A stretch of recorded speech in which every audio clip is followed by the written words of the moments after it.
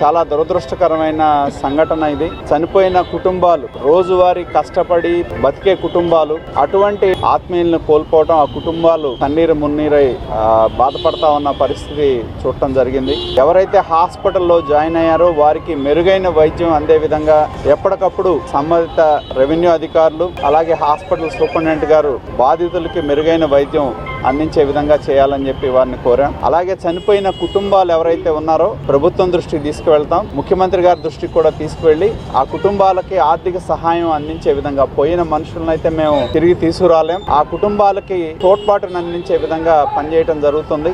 చనిపోయిన వారి యొక్క మృతదేహాలని త్వరితగతిన అందించే విధంగా చేయాలని అటు పోలీస్ వారిని అలాగే రెవెన్యూ యంత్రాంగాన్ని, హాస్పిటల్ సూపరింటెండెంట్ గారిని కూడా తొందరగా పోస్ట్ మార్టం ముగించి ఆ కుటుంబాలకు అందజేసే విధంగా చేయాలని చెప్పి కోరాం. ఎవరైతే బాధిత కుటుంబాలు ఉన్నారో వాళ్ళకి ఈ కూటమి ప్రభుత్వం పూర్తి స్థాయిలో అందుబాటులో ఉంటుందని చెప్పి కూడా తెలియజేస్తా ఉన్నాం.